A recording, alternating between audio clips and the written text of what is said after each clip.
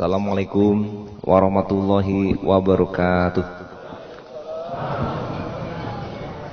Alhamdulillah, nahmaduhu wa nasta'inuhu wa nastaghfiruh. A'udzubillahi min syururi anfusina wa min sayyiati a'malina. May yahdihillahu fala mudhillalah wa may yudhlil fala hadiyalah. Asyhadu an la ilaha illallah wahdahu la syarikalah wa asyhadu anna Muhammadan abduhu wa rasuluh la nabiyya ba'da. Bapak Ibu yang saya hormati, kita mengawali tausiah ini untuk mengajak bersama bersyukur kepada Allah dan juga berselawat kepada Nabi. Dan inilah sunnah yang disampaikan oleh Rasulullah kepada kita semua sebelum mengucapkan perkataan, perbicaraan, perbincangan, maka kita awali dengan hamdalah dan sholawat. Maknanya cukup penting agar kita 24 jam selalu menjadi hamba-hamba yang bersyukur. Kita yang mengingatkan dan kita pun diingatkan sekaligus. Semoga kita mendapatkan kenikmatan dengan syukur yang telah Allah berikan kebaikan kepada kita.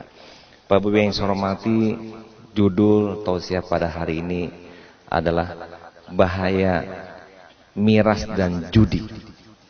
Saya yakin Bapak Ibu yang hadir tidak ada yang meminum minuman keras dan tidak ada juga yang berjudi.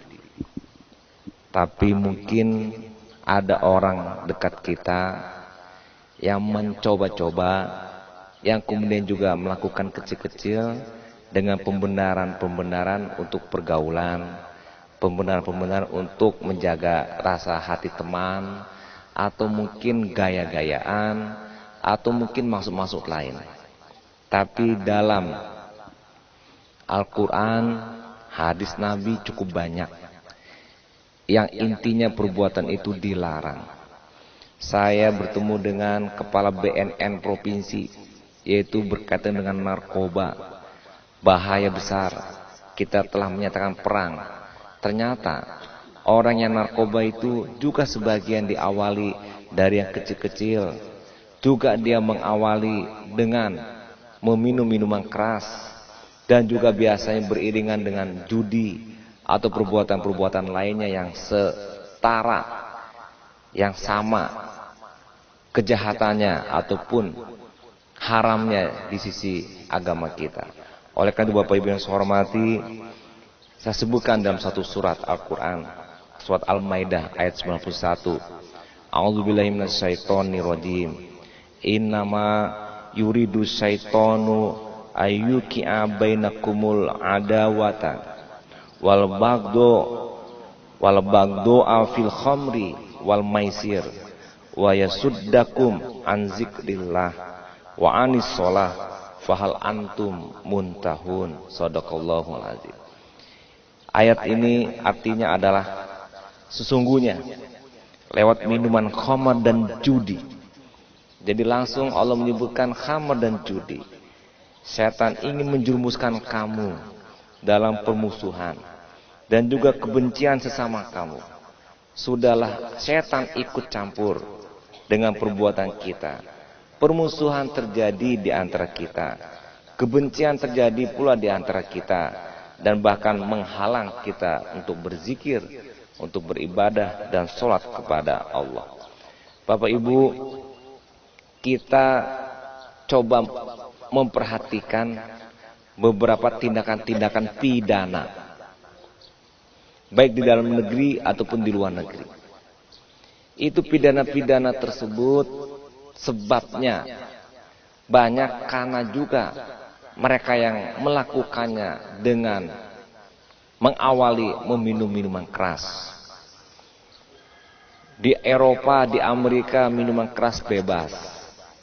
Sehingga mereka yang berlebihan membuat tindakan-tindakan pidana kriminal, baik terhadap dirinya sendiri rusak ataupun kepada orang lain. Saya ingin menekankan kepada Bapak Ibu, kadang-kadang kita melihat ayat Al-Quran, perintah Allah sebelah mata. Artinya tidak menjadikan sebagai pedoman untuk hidup kita. Wah, itu kan zaman dulu. Sekarang kan sudah modern. Minuman khamr pun sudah beragam nama dan enaknya bukan main. Bahkan proses pembuatannya pun juga sudah lebih canggih modern dibanding yang lalu, sehingga bisa menghilangkan mabok, menghilangkan kerusakan. Tapi ingat, proses tidak mempengaruhi zat yang sebenarnya. Kalau zatnya itu adalah minuman keras, walaupun sedikit tetap tidak dibenarkan. Kenapa demikian? Karena sedikit itulah yang menjadi biang. Sedikit, besok sedikit, besok lagi sedikit, lama-lama kebiasaan sedikit, akhirnya bertambah, dan akhirnya candu, dan kemudian tidak bisa dilepaskan lagi. Dan akhirnya kerusakan yang kita alami. Bapak Ibu yang saya hormati, ini juga satu hal yang kadang-kala kita meremehkan. Misalnya minuman khamr, apa yang kita remehkan? Ya kan, kita untuk pergaulan. Apalagi kalau kita di luar negeri, kadang-kadang dengan tamu-tamu dengan tos, itu mereka pakai minuman bir, kita pun ikutan untuk menjaga perasaannya. Tapi kita lupa, dia juga harus menjaga perasaan kita. Yang betul bagaimana? Silakan dia minum khamr, kita air putih boleh, minum jus boleh, dan biasanya mereka pun menerima karena dia juga menghargai kita. Jadi tidak perlu dengan dasar menghormati orang, kita tidak dihormati. Kita menghargai kebiasaan orang, dia tidak menghargai prinsip kita. Nah, oleh karena itu Bapak Ibu, tidak ada kata lain dan tidak ada alasan lain. Kalau tidak boleh dalam Al-Quran, memang tidak boleh. Tidak boleh kata Nabi, ya memang tidak boleh. Kenapa demikian? Ya begitulah. Kok begitulah? Ya karena Allah Maha Tahu. Kok Maha Tahu? Karena ciptaannya, kita manusia. Dia tahu di mana kelemahan dan kekurangan dan sebagainya. Sehingga Bapak Ibu yang saya hormati, pidana kriminal banyak diawali dari minuman khamr. Mereka fly, mereka lupa, sehingga kemudian dia membuat tindakan kejahatan tanpa disadari. Selesai perbuatan kejahatan yang dilakukan, baru dia menyadari sesuatu telah terjadi. Apa gunanya kalau seandainya sudah menjadi bubur, dan itu karena dia minuman keras. Penyakit bukan main. Kalaulah kita bicarakan tentang penyakit, ibu-ibu hamil, minuman khamr bukan main dampak kepada anak yang dilahirkan. Walaupun tidak hamil, dia bisa mandul. Kesehatan keseharian pun terpengaruhi. Dan banyak lagi, silakan mungkin tanya kepada para dokter. Tapi yang jelas, ketika ada larangan, maka itulah yang terbaik buat kita untuk meninggalkan. Ketika ada suruhan, maka yang terbaik kita adalah mengerjakan. Tanpa reserve, tanpa tanya sana sini. Karena semuanya kalau datangnya dari Allah pasti benar. Al-haqqu min rabbik falatakunanna minal mumtarin. Hak datang dari Allah, kebenaran dari Allah, dan tidak ada salah dan ragu kepadanya.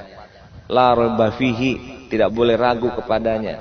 Jelas, benar dan betul. Semuanya tidak perlu diuji benar salahnya, karena Allah yang memberikan pasti benarnya dan tidak mungkin salahnya. Oleh karena itu Bapak Ibu yang saya hormati, mengenai khamr, dulu memang di zaman Nabi bertahap-tahap pelarangannya. Dari mulai dibolehkan kalau tidak sholat, sampai kemudian akhirnya dilarang sama sekali. Ini juga sebagai suatu contoh pola pendidikan yang dilakukan oleh Nabi, tidak drastis merubah sebuah kebudayaan, yaitu bertahap. Mungkin yang hadir di sini adalah para pendidik atau yang membidangi pendidikan. Ada ilmu di sini yang bisa kita terapkan untuk praktek kita di lapangan dalam membentuk dan merubah perilaku, kebiasaan dan kebudayaan. Yaitu bertahap. Ada marhalah, ada tahap demi tahap. Termasuk juga ketika Allah dengan ayat Quran dan dilakukan oleh Nabi kepada para sahabat, bertahap, tidak langsung dilarang karena sudah menjadi budaya di zaman jahiliyah. Itu satu sisi yang mungkin bisa kita sampaikan untuk menjadi ibroh bagi para pendidik. Bertahap, ikut dengan kemampuan. La yukallifullahu nafsan illa wus'aha. Tidak mungkin kita membebani kecuali yang mampu dan bisa secukup kemampuannya. Nah, Bapak Ibu yang saya hormati, misalnya juga selain khamar yang tadi disebut, mengawali dengan sedikit, membenarkan karena cuma sedikit, oh nggak apa-apa karena tidak memabukkan dan sebagainya, itu tetap tidak boleh, karena itu pula yang akan menjadi biang, pintu masuk kita menjadi kecanduan. Kemudian mengenai judi. Nah, Bapak Ibu yang saya hormati, ternyata juga judi ini sebetulnya sudah merebak ke tengah masyarakat walaupun bahasanya tidak judi. Apakah dalam bentuk permainan dan lain sebagainya. Oleh karena itu kita juga dilarang. Kalau kita ingat lagu-lagunya Rhoma Irama, judi itu apa? Apa namanya?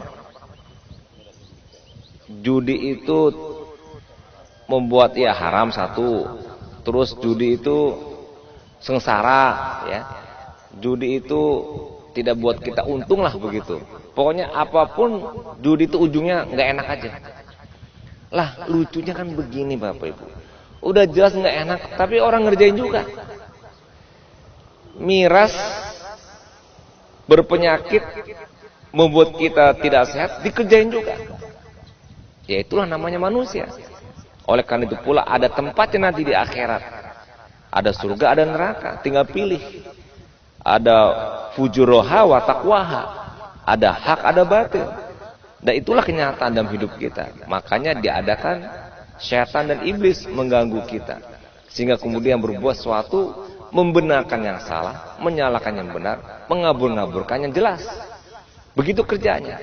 Nah, bisa tadi judi tadi. Ini ada apa perlombaan kuda ya Pak Wagub, apa namanya? Pacu kuda. Nah, ada pula judinya. Kemudian permainan-permainan yang kemarin kita dengar juga ada yang kena tangkal sama polisi, kena juga. Orang-orang yang kita ketahui mungkin tokoh misalnya, tetap saja itu tidak boleh. Kenapa? Karena sesuatu yang tidak boleh, tidak boleh. Walaupun dicoba dengan yang kecil, dengan sedikit, atau dengan nama-nama lainnya. Kenapa? Ujungnya itu. Ujungnya itu. Allah dan Rasulnya itu maha tahu, sehingga sebelum peristiwa sesuatu terjadi negatif merusak kita, dari awal itu udah di stop. La taqrabu zina misalnya. Jangan dekati zina. Bukan zinanya dilarang, sudah pasti. Mendekatinya pun nggak boleh. Kan sebetulnya belum melakukan, baru mendekati, tapi itu pun tidak boleh. Kenapa? Karena kalau dari dekati, lama-lama mendekat, akhirnya jadi pelaku. Itulah konsep Islam. Mungkin ini poin kedua bagi para pendidik. Kalau tadi bertahap, peristiwa tentang pelarangan khamar, ada hadisnya banyak. Pendidikan juga demikian. Dan yang kedua, kalau mencegah itu dari awal tidak boleh.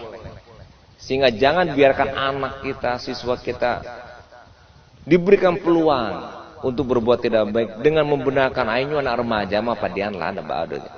Awak dulu remaja lebih pada nyoleh aja. Misalnya coret-coret baju, nggak apa-apa memang coret-coret baju. Memang nggak ada dalil juga, Quran hadis belum ada itu menceritakan coret-coret baju nggak boleh. Tetapi peluang ketidakbaikan dibuka kepada anak.